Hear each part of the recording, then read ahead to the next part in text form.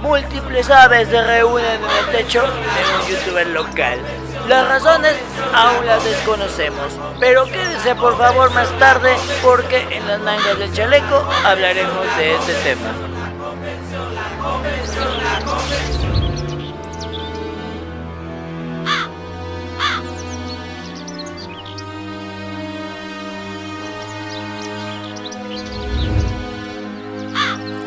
Es